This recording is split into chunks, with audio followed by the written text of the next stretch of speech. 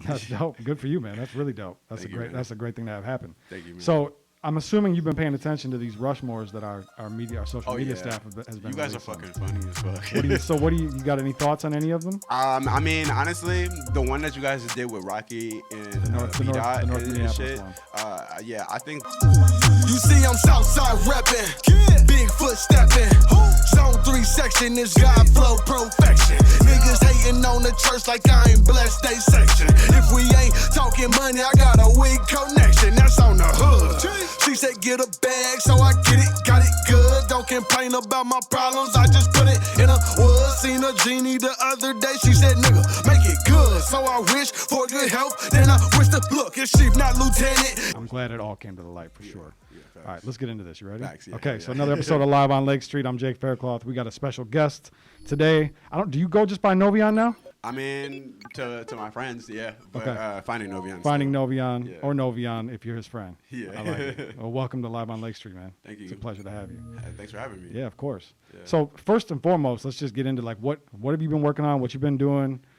Shit, a whole lot, man. So in recent time, I guess over this past year, I became a part owner in Shotgun Audio. So it's me, Eric, and Chad, and we got Steve Moraes. He's a younger cat in the scene. He's a producer artist that run the studio in Uptown. So this past year has been like a journey and growth for me. I've been pretty much more on the service side. I've been releasing music and recording a lot of new music. But I guess you can put a recording engineer under my belt of titles now. Okay. So, How long have you been back in Minnesota? I moved back at the end of the summer of 2020. Okay. Yeah. Okay. So it's 2021 now. How's things been since you've been back? Because I know you were living it up in Florida. Yep. And then you ended up coming back. And that was fun. I ended up coming back, honestly, just because I felt like I seen the George Floyd shit happen, and then I had Rolling Stone reach out to me during that time. They wanted like a excerpt of like how I felt about the situation, and obviously my opinions matter, but like at the same time, I wasn't in Minnesota at the time when that shit happened, so I felt like them reaching out to me was a whole, like they didn't know what they missed a little bit. Yeah, oh God, but luckily, I'm the kind of person that like I told them like of artists that were here, like Nerdy, Dua, people that were like really on the front lines, really doing their thing, and they really listened to me and like reached out to those guys too. That's dope. So, but honestly, like that whole like situation like made me want to move back because I felt like damn, like I'm missing out on home. And at that time, like I was just over Miami. Miami was fun, but shit, that was once I seen people like protesting like to keep masks on. Yeah. Like, fuck that. I mean, oh no, to protesting to not have the mask. I was like, I gotta get the fuck out of here. Oh God. Have you had COVID? I have not had COVID yet. I have my vaccine now though. You did get back. Oh, that was gonna be my next question. That's a hot button topic right there. It is a hot button topic. So you got vaccinated? Yeah, I got vaccinated. Okay. How do you feel about that? Nah. Yeah. I feel you. I am not vaccinated, and I will not get vaccinated. And I feel like as a human, people should be entitled to that. Like I'm not, for the record, just for the camera, I'm not an anti-vaxxer. Yeah. I just think it should be our choice. And I feel like it's a little too early. But for example, I got my vaccine because First Avenue told us that like we needed the vaccine to be able to go to or to be able to perform, which is crazy because they just sent me a new email. I don't know if they're gonna get in trouble for this, but they just sent me a new email over the weekend saying that now performers do not need to be vaccinated, but all the concert goers need to be vaccinated, which kind of doesn't make sense. That's interesting. Yeah, because for example, I just opened for J.I., and you know he's young and you know I don't think he's even 21 yet. But like, essentially, it's like this: if we're the performers and we're on stage and we're spitting, like pretty much like from the stage to the crowd, on the front row, yeah. and even like you know the people that are in the pit, it's like okay, J.I. is somebody that's is on a nationwide tour, so I would expect that you know the performers are the ones that are vaccinated too, because shit, if you're going from state to state, city to city, you're more prone to even like being exposed to the virus in the first place. Yeah. So that's how fucking. I have a lot of thoughts and opinions on this subject that I will not share today. That's but, okay. But because we ain't got enough time, and I want to Yeah. talk about you, not about my opinions on feel you. COVID. but so you mentioned that you were in the studio with Casey. Me personally, I was not there. Oh, okay. But Casey was like, I guess 2 weeks ago. He booked out our studio for like a whole weekend, which was lovely. On my end, I've been doing this engineering thing my whole career. To be honest, I engineer all my music. Everything you ever heard from me is engineered by me. But now I have a whole $1 million studio that we can pump out hits with and help the rest of the city. So for a price. But Casey came and blessed us, which was awesome because I feel like it kind of leads to show new artists or artists that want to come and book out time from us that, like if the money's right, shit, you can have it however you want in that bitch. We don't got to be there if you know what you're doing type shit. It's pretty dope to have an artist like Casey. Mm-hmm. Feels like we haven't really seen a whole lot of something like this. Yet. Yeah. You know what I mean? Like it feels monumental with his connection to Kanye or Ye. Yeah. And even like being mentioned in the the interview with Drink Champs, which is big. Major deal. Yeah. The way that they're moving, I don't know. I gotta commend it. Like I gotta take my hat out to that because for one, there's just no way around it where you can hate on that. And just I don't know. I feel like for the long run and the longevity of just the culture of Minnesota music, like you feel me. I feel like that progresses and pushes the scene forward because the next group of artists that get to that level and break those boundaries will want to move that way, but then also take it another further level to people are going to be like, oh, okay, well, the next kid is going to be like, well, Casey had Kanye on this shit, well, let me see if I could get Drake here type of shit, or let me see if I can get Travis here or some shit like that. And Kanye seems to be in a very giving mood lately, especially with doing this long interview. And now we just found out just before we cracked the mics, he's doing there's a part two, which is going to be crazy. I wonder what he's going to say, or if he's going to be like rebuttaling niggas that responded to him. I imagine it was recorded all in the same because it did cut off. So it must just be See, I didn't watch it all the way through the end. So. Yeah, it must just be an extension. But yeah, that was a great interview for one, and then for two, just to hear him mention Casey, which is awesome. And then not only that, but immediately follow up by being with him at the Target Center in Minneapolis. That was a smooth man.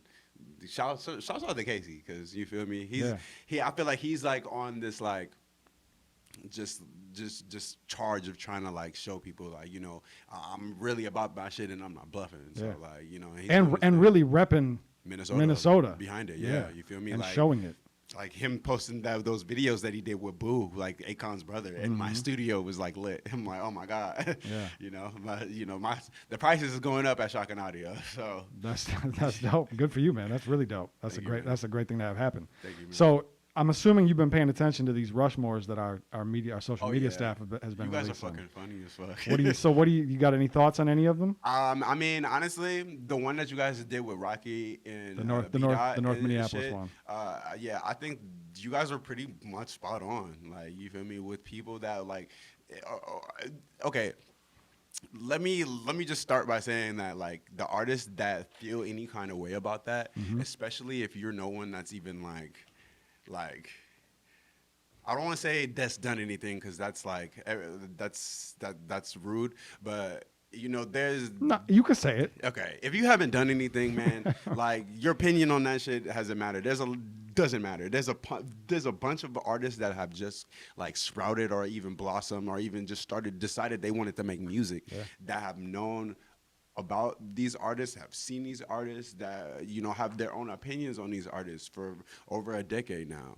And no matter where you feel like you are in your career, those artists will always still be like they inspired. If you do this music shit, they've had to inspire you at some point. Yeah. Like, you feel me? I'm not going for people's personal opinions or personal digs or beefs that they have with certain artists, but the facts is the facts. Like, you feel me? Like, and for me, like, it was the first artist that I've ever seen in the rap that to ever even come up and do anything out of Minnesota was Rocky for sure, the very first one.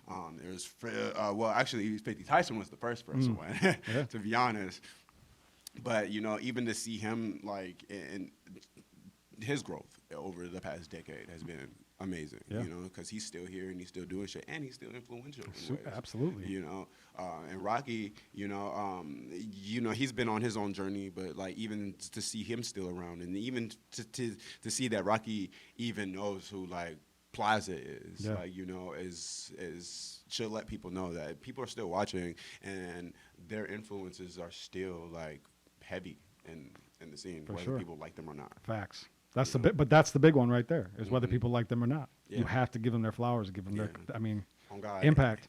But some people haven't really reached like the mindset of like everything's subjective yet. That's true. People still think that if someone has an opinion about you, it can hurt your feelings, but it doesn't mean that it's fact, unless it's a fact. Yeah.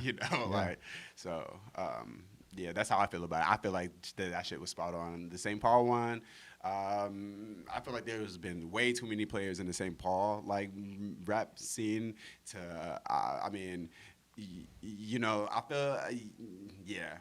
I don't know how I feel about the St. Paul one, if it was all the way correct, but because I'm a Minneapolis person, so I just know for like how I came up in the scene, who I interacted with, and who I know for a fact was influential. And I feel like for a fact is Rocky B. Dot. I guess John Ray goes on there too. Yeah. And 50 Tyson. Yeah. Yeah. So we got it right. Yeah, for sure. Shout out to our social media staff, man. They're on point. They got it. Oh God. They are on point. And your guys' graphic designer is on point. That's a fact. Live on Lake Street, baby. Yes, so over the weekend we had this situation with Astro World Fest. Yeah. Crazy. I'm having issues with a lot of people on the internet trying to put so much of this on Travis.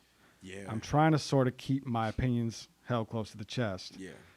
But I'm curious what you think. What are your thoughts on this? As somebody that's been on stage many times, performed on some big stages for some big crowds. What is Travis Scott's responsibility in this? After a certain point, maybe you would want to stop the show. But okay, as a performer though, like let's let it be known. Okay, so for example, a place like Soundset, big ass festival, right? If you're on the main stage, if you look on the main stage looking out into the crowd, you could definitely see everything. Yeah. But at the same time, it's so much going on that, like, if you're an actual trained performer and know what you're doing, and been to festivals, you know that during your set, there's going to be motherfuckers getting pulled out the crowd and niggas is fainting and people is getting hurt, trampled on, pushed against the front gate and doing all this other shit. And it's hard to kind of like maintain a balance of being aware of your surroundings and also trying to remember your words and also trying to remember your stage set and also trying to be mindful of everybody that's around you on stage and who's behind you, motherfuckers that you want to bring out and all this other shit. Your mind is on like a billion things at once. So I feel like for Travis, it's his festival and he's the one that's behind, putting the money and investing into all this shit. So I feel like he does have some responsibility, but I won't throw all the responsibility on him just because of the fact that, like he is a young black man that is a millionaire, has a bunch of money, but at the same time, he's not Superman. So that's my one end of it, right? That's one end of my opinion. But at the same time, though, if it was like, if the people's accounts of the festival, how they were saying it was like 300 people injured or like, okay, at that point it's like, okay, well, if you're on stage, if you see 300 people is a lot of people. Yep. And no matter if it's in a crowd of like 10,000 or 20,000, 300 people simultaneously injured, then that's like, okay. I know for me, if I'm on stage, I'm stopping the show. Yeah. Like type shit. It don't matter to me to stop at the show, like type shit, because especially if it's my festival, like I'm stopping shit. I'm making sure everybody is cool, everybody's great, and I feel like Travis Scott is that kind of artist. Like I feel like we've all seen him perform, and like he really cares about his fans. He does. I just think that maybe on his end it was a poor case of the show must go on. Yeah, that's kind of how I look at it. Is like I don't think him even stopping the show would have necessarily done anything. Wouldn't have fixed the problem. Well, like what was he supposed to do? Jump in the crowd and start like medical testing and like people for him? Yeah. Like, oh, by the way, guys, I have my medical license type shit. Right. You know, but then on the flip side of it, it's like there's like funny accounts of like I guess there were like people jumping on the goddamn like ambulance cars.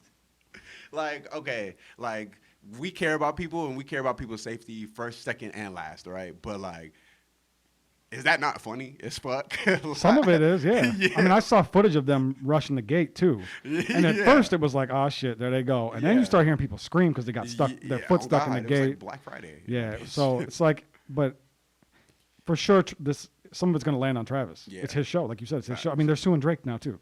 They're saying Drake and Travis, they're getting sued for inciting a riot. Oh my God. Dog. So on some level, I understand there's going to be some responsibility because it's your business. Like if somebody dies in JCPenney, the owner of JCPenney is going to get in some trouble. But what about Ariana Grande then?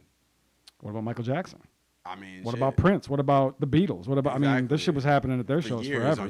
On God. So like, I mean, why put so much like pressure on just Travis then? Because like at Ariana Grande show, niggas got blown to smithereens. That's a fact. That's a fact. Yeah, man. It's sad and rest in peace to all the people that lost their lives and all the people that are still in the hospital. I hope they get well. But that's why I have a rule. I don't go to festivals unless I'm performing. It'll be fun to watch them try to cancel Travis. Yeah. Because I don't know if you're going to be able to, but... Yeah. I mean, I feel like he's handling it well, like, for the most part, you know, in the sake of professionalism and business, like him, even though that video he posted was half-assed as Probably fuck. Not it. Oh. Probably not it. Oh, man, we're just trying to figure it all out type shit, but, you know. I also understand the pressure. Oh, God. The pressure. He's Travis Scott. He had to do something. So, anyway, what do you got coming up, man? I know we talked about the studio, but what about music? Yeah. Okay, so music-wise, I got a lot coming up, to be honest. But to be like straightforward and just let you know what's really coming up next, I got an EP called Slapstar that's going to be dropping on the 19th of this month.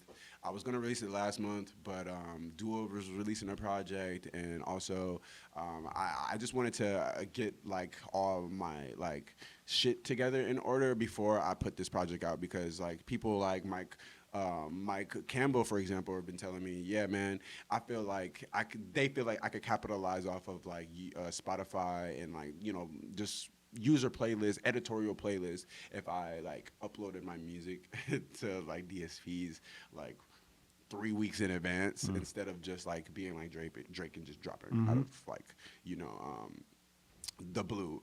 I feel like I've done a great job at like testing my my fan base and my growth and my audience by doing that for years. There was like a point where I wanted to like separate myself from, you know, the So Cold days and like my era of time that I'm in now by showing people that I could stand on my own 2 feet and not need like these, you know, other big name features to like hold to even build hype around my releases. Yeah. But now that I'm a label owner, I'm studio owner, and all that other good jazz, I feel like the more that I present my music in a more professional, industry standard way, I will see more benefits quickly instead of like, you know, having my releases blow up like a year after, you know, they come out. Yeah, shit. Perfect. Yeah. Well, man, this has been fun. Thank you. I've enjoyed this talk. Thank you, man. Slapstar November 19th. Slapstar November 19th, produced by Dude Clay. Shout out Dude Clay. He's he has the #1 album in the country right now with Certified Lover Boy. He's track number 7. If you ever heard that song, Drake got the fuck off on that song. Dope. Where can I find you at? I'm on everything: Spotify, Apple Music, everything. Tidal at Finding NOVYON. And if you're really nasty, you can just look up NOVYON. I actually have music just under NOVYON too. Beautiful. Get nasty, everybody. It's been another episode of Live on Lake Street. I'm Jake Faircloth. You can follow me on Twitter and Instagram at Jake Faircloth1. That's it. We out. Damn, Woody.